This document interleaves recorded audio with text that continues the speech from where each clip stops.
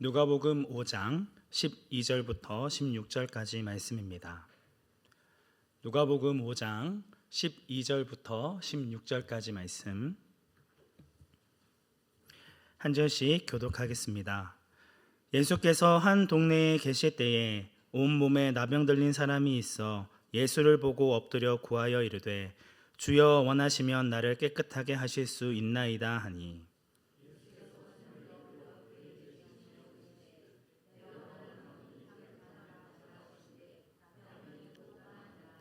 예수께서 그를 경고하시되 아무에게도 이르지 말고 가서 제사장에게 내 몸을 보이고 또 내가 깨끗하게 됨으로 인하여 모세에게 명한 대로 예물을 드려 그들에게 입증하라 하셨더니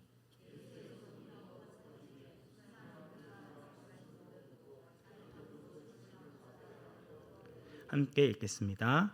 예수는 물러가사 한적한 곳에서 기도하시니라. 아멘.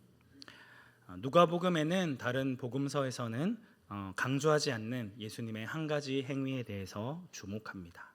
바로 기도하시는 예수님에 대해서 강조하고 있습니다. 지난 3장 21절 말씀에서 예수님께서 세례를 받으시기 전에 기도하셨다라는 말씀을 함께 나누었습니다. 예수님은 공생의 사역을 시작하는 매우 중요한 순간에 가장 먼저 하나님께 기도로 나아가셨습니다. 그리고 공생애의 마지막 순간 십자가에 달려 돌아가시기 직전에는 큰 목소리로 아버지 내 영혼을 아버지 손에 부탁하나이다 라고 기도하며 숨지십니다. 누가복음에서는 예수님의 공생애를 기도로 시작하시고 기도로 마치셨다는 사실을 강조하여 기록하고 있는 것입니다. 앞서 말씀드린 대로 누가복음 3장에서는 예수님께서 공생애를 시작하시기 위해 세례를 받으실 때 기도를 하셨고 오늘 본문에서는 한적한 장소에 가서 습관적으로 기도하십니다. 6장에서 12 제자들을 선택하실 때에는 밤새 철야 기도를 하였고 9장에서는 기도하시는 중에 영광스러운 변화를 체험하시기도 했습니다. 11장에서는 기도를 가르쳐달라는 제자들의 요청에 주기도문의 그런 기도문을 알려주시기도 하셨고 감난산에 자주 올라가 밤 기도하시는 장면이 반복되어집니다. 기도와 관련된 세 가지 비유 역시 누가복음에만 등장합니다. 11장 말씀에서 주기도문을 알려주시고 곧이어 밤중에 떡 세 덩어리를 구하는 친구의 비유를 드시고 18장에서는 불의한 재판장과 과부의 비유, 이어서 교만한 바리새인과 세리의 비유가 이어지고 있습니다. 이를 통해 누가는 예수님은 언제나 기도하셨을 뿐만 아니라 제자들에게 기도에 대해 가르쳐 주시는 분임을 분명하게 강조합니다. 예수님이 행하신 모든 사역과 또 그분의 삶 가운데는 언제나 하나님과의 친밀한 교제, 기도가 자리 잡고 있었습니다. 오늘 본문에서도 예수님께서 습관적으로 기도하셨다는 것을 이야기하고 있습니다. 오늘 본문 12절 말씀을 보시면 온몸에 나병 들린 사람이 예수님을 찾아옵니다. 요즘은 한센병이라고 불리는 이 병은 온몸이 패어 문드러지는 병입니다. 말초신경이 마비되어 손가락, 발가락은 물론 손발이 통째로 떨어져 나가는 경우도 있었습니다. 뿐만 아니라 전염성이 있었기 때문에 가족들과 함께 지내지 못하고 나병 환자들만 거주하는 장소로 추방되고 격리되어질 수밖에 없었습니다. 그들은 철저히 버림받은 자들의 상징이었습니다. 누구와 마주쳐도 자신의 윗 입술을 가리고 부정하다 부정하다 큰 소리로 외쳐야 했습니다. 사랑하는 가족들과 함께 할 수도 그들을 만날 수도 없는 나병 환자들의 마음은 얼마나 아팠을까요? 12절에 나병 들린 사람은 오직 예수님만이 자신을 낫게 해주실 거라는 절박한 심정으로 예수님 앞에 엎드려 주여 원하시면 나를 깨끗하게 하실 수 있나이다 라고 크게 외칩니다. 이에 예수님께서는 어떻게 행하셨을까요? 행여나 나병에 옮길세라 두려워하며 가까이 가기를 멀리했던 사람들과는 다른 반응을 보이십니다. 13절 말씀에서 예수님은 손을 내밀어 그에게 대십니다. 그리고 내가 원하노니 깨끗함을 받으라 명령하십니다. 예수님이 명령하시자마자 나병이 떠나갑니다. 예수님은 말씀 한마디로 그를 치료하실 수 있는 능력이 있으셨음에도 불구하고 굳이 그의 몸에 손을 대셨습니다. 단순한 치료 이상의 은혜를 허락해 주십니다. 나병에 걸린 이후 누구도 자신을 찾거나 자신에게 다가오지 않았으나 예수님만은 그에게 가까이 다가가시고 그의 몸에 손을 내미십니다. 이러한 예수님의 손길은 그동안 그가 겪었던 모든 서름과 아픔을 위로하는 손길이요, 사람들에게 말로 행동으로 상처받았던 모든 마음의 응어리들을 치유하시는 예수님의 사랑이 담겨있는 행동이었습니다. 이어지는 14절 말씀에서 예수님께서는 나음을 입은 자에게 아무에게도 이르지 말고 제사장에게 나아가 나병이 나았다는 것을 입증받으라고 명령하고 경고하셨지만 이는 사실상 불가능한 일입니다. 물론 이때는 예수님이 공생애를 시작하신 지 얼마 되지 않은 시점이기 때문에 예수님 곁으로 사람들이 몰려들지는 않았던 때입니다. 그렇지만 이 놀라운 기적의 사건을 두 눈으로 지켜본 사람이 분명히 있었을 것입니다. 가족 중에 나병 환자가 있는 사람이 이 소식을 들었다면 그냥 가만히 앉아 있기만 했었을까요? 당장이라도 자신의 가족을 예수님께로 인도하려고 했겠죠.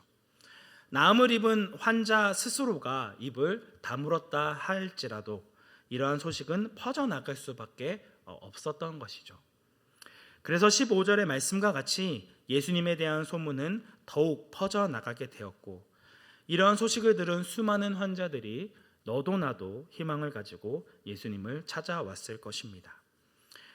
누가복음에서 환자를 치유해 준 사건이 물론 베드로의 장모를 치유해 주신 일이 있었지만 그것을 제외하고는 첫 번째 기적이었기 때문에 이 사건을 통해 예수님을 찾아오는 환자의 수는 갑자기 굉장히 많아졌을 것입니다. 하지만 예수님께서는 그의 인기가 최고조에 올라왔을 때에도 자신의 사역을 이어가시기보다 오히려 그 자리를 물러가십니다. 그리고 무엇을 하시죠? 우리 16절 말씀 함께 합독하겠습니다. 예수는 물러가사 한적한 곳에서 기도하시니라. 이 16절에 등장하는 예수님의 기도 역시 누가복음에만 기록된 말씀입니다. 예수님은 계속해서 기도하셨습니다. 수많은 사람들이 예수님에게로 끊임없이 몰려올 때에 사람들의 인기에 도취되어 기도의 자리에서 떠나는 어리석은 일을 행하지 않으셨습니다. 15절부터 16절까지의 핵심적인 의미는 수많은 사람들이 계속해서 몰려왔으나 오히려 예수님은 그들을 피하여 광야에 가셔서 기도에 전념했다는 사실입니다. 그런데 개역개정의 번역은 조금 아쉽습니다. 예수님께서 하신 기도가 단회적이고 일시적인 기도인 것처럼 느껴집니다. 하지만 원문을 보면 그 느낌이 완전히 다릅니다. 다시 한번 15절부터 16절 말씀 PPT 띄워주시고요. 15절의 두 동사 퍼지다와 모여오다, 그리고 16절의 주동사 하시니라의 이 헬라어 단어는 모두 미완료 시제로 사용되어졌습니다.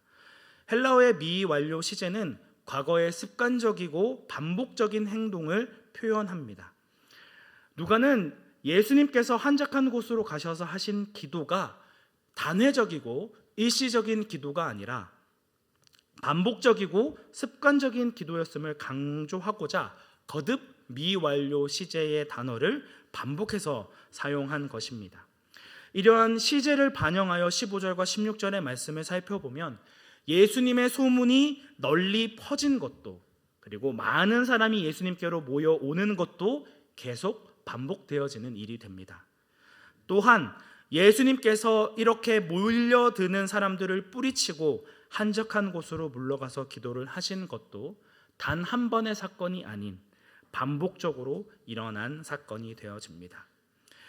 누가는 예수님이 사람을 피해 기도하시는 것을 어쩌다 한번 예외적으로 있었던 사건이 아닌 언제 어느 장소를 가시든 항상 반복해서 행하셨던 일임을 강조하고 있습니다. 우리는 예수님께서 습관적으로 기도하셨다는 사실에 주목해야 합니다. 예수님의 기도는 어려운 일이 생기거나 특별한 일이 주어졌을 때에만 하는 것이 아니라 습관적이고 반복적으로 행하는 일이었다는 것이죠.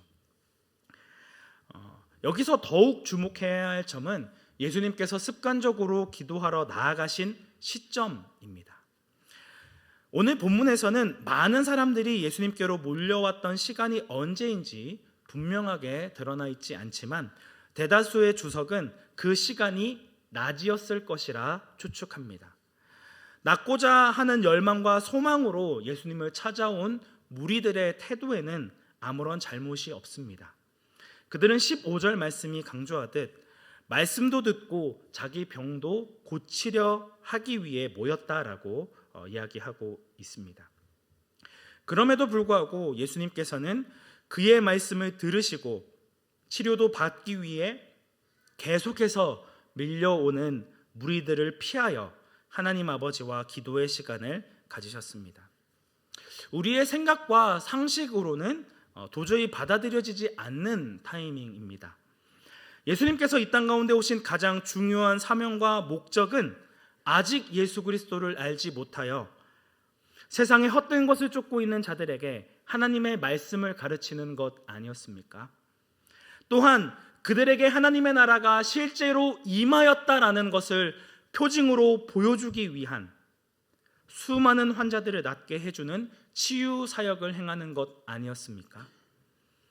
이러한 예수님의 사명은 차치하고서라도 이렇게 많은 사람이 몰려 들어올 때에는 조금 양보해서 기도의 시간은 조금 늦추고 그들을 위해 말씀을 전해주고 치유하는데 좀 더 많은 시간을 할애하는 것이 합리적이고 당연한 일이라고 판단되어지지 않으십니까? 그러나 예수님께서는 무리에 대한 사역을 뒤로 미루면서까지 하나님과의 교제의 시간을 가지셨습니다.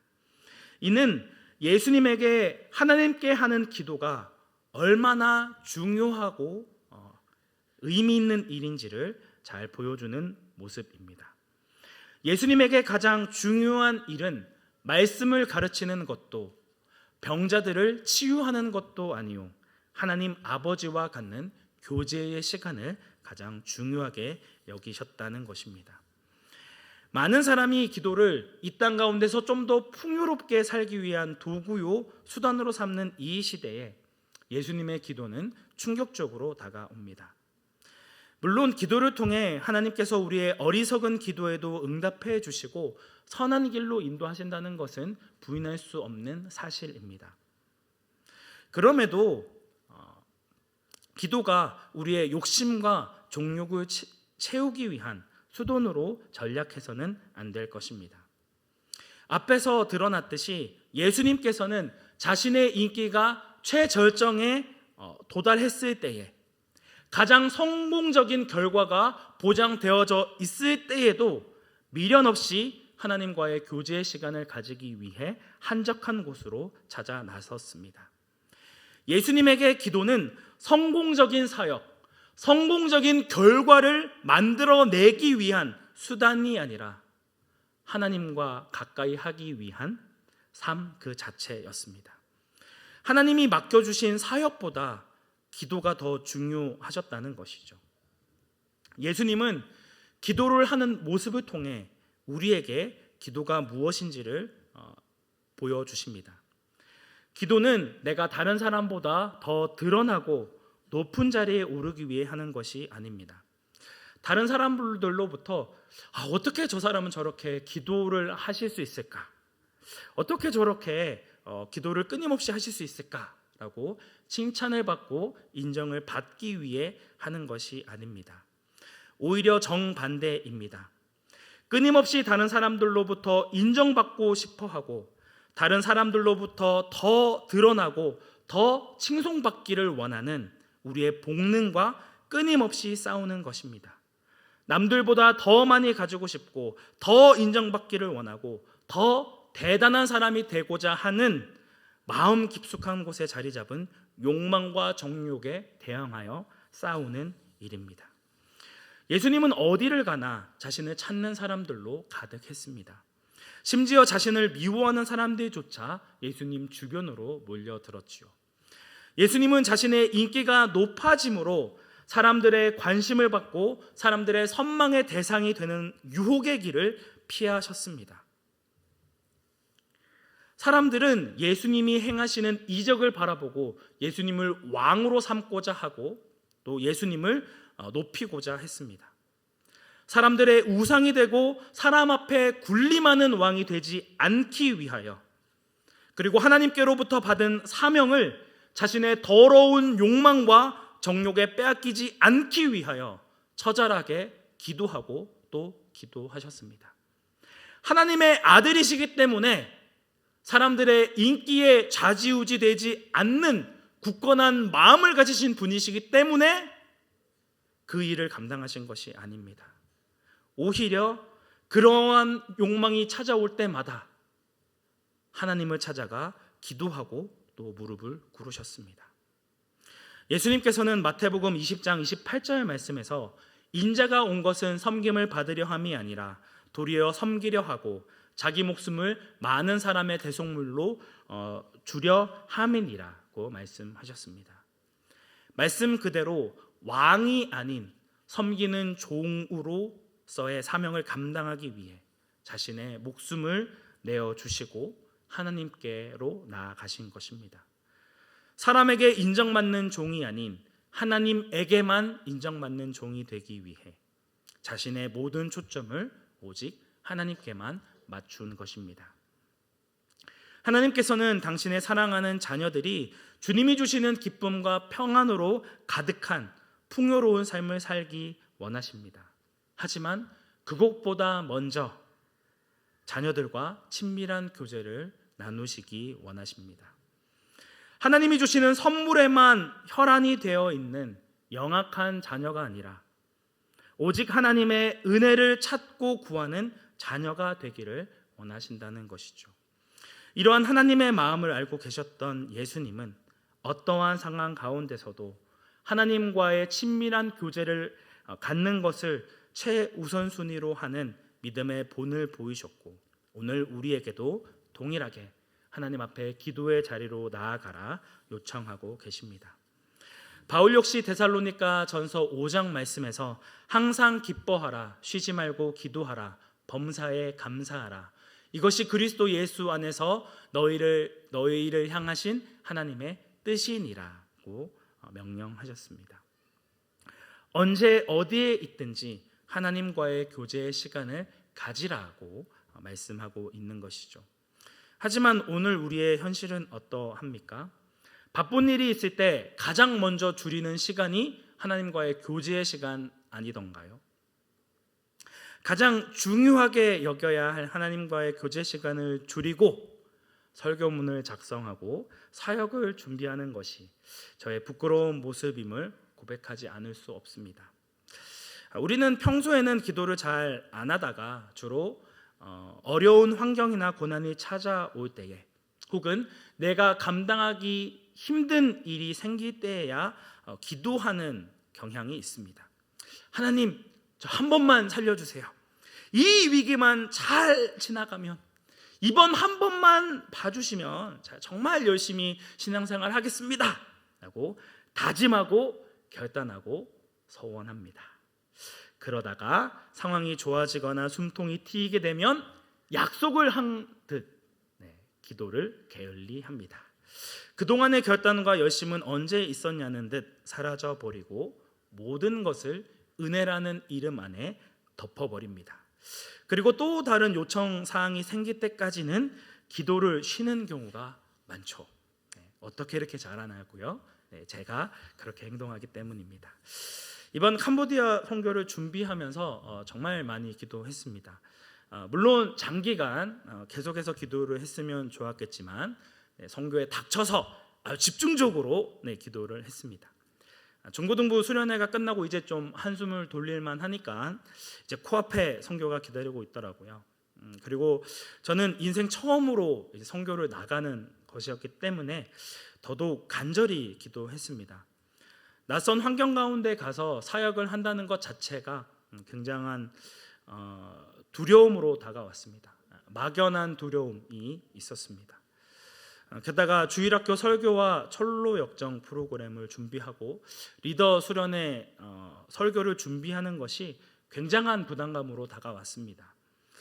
캄보디아에 있는 영혼들에게 어떻게 말씀을 전할 수 있을까? 어떻게 하면 이들에게 죄사함에 대해서 그리고 예수님의 주되심에 대해서 말씀을 전할 수 있을까? 기도하며 설교를 준비했습니다. 선교사님과 약속한 시간이 많이 지나서야 겨우 설교문과 PPT를 보내게 되었고, 보낸 이후에도 계속해서 수정하고 또 변경했습니다. 첫날 사역하는 새벽에도 좀 더 적합한 PPT 화면이 있을까 또 찾아보고 또 수정하고 또 수정했습니다. 제가 잘했다는 걸 이야기하는 것이 아니라 제가 그만큼 선교에 대해서 무지했었다는 것을 말씀드리는 것입니다. 한국에서처럼 설교단에 올라가기 직전까지 계속해서 수정하고 수정해서 이제 파일만 보내드리면 되는 줄 알고 있었거든요. 근데 선교 현장은 그렇게 해서는 안 된다는 것을 뒤늦게 알게 되었습니다.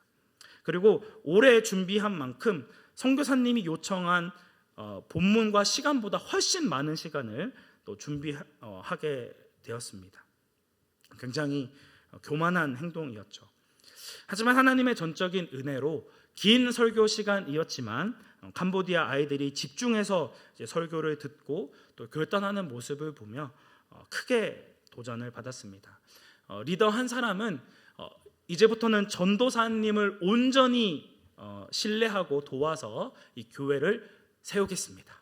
또 어떤 리더는 1시간씩 캄보디아에 있는 자기 민족을 위해서 기도하겠습니다.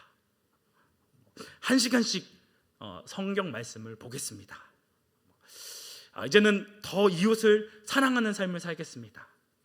나는 더 이상 자신의 삶을 다른 사람과 비교하지 않고 감사하며 살겠습니다. 이렇게 결단하는 모습을 보면서 어떻게 하면 저렇게 말씀을 순수한 마음으로 받아들이고 또 주님을 위해 살겠다고 결단할 수 있을까라고 하는 모습을 보며 나도 우리 온사랑 교회를 위해서 더 많이 헌신하고 기도하고 하나님과의 교제 시간을 더 많이 늘려야겠다라고 굳은 다짐을 하고 한국에 돌아왔습니다. 이러한 도전과 결단이 얼마나 갔을까요? 하루를 못 가더라고요. 그러면서 끊임없이 자기 합리화를 합니다. 예수님 저 바쁜 거 아시죠? 좀 아시잖아요. 육아하는 것도 그렇고 뭐 이렇게 여러 가지 살기 바쁜데 오늘 한 번만 봐주세요. 내일부터는 열심히 성경 읽겠습니다. 더 기도하겠습니다. 내일부터는 진짜 할게요. 라고 끊임없이 미루고 핑계 대기를 연장하는 그런 어리석음과 연약함이 있습니다. 이게 목사라고 불리는 사람의 한심한 의지이고 결단이더라고요. 여러분은 어떠십니까? 이렇게 연약하고 부족하기 때문에 저는 그리고 우리는 지속적으로 성령의 도우심을 구하며 하나님 앞에 간절히 기도해야 합니다.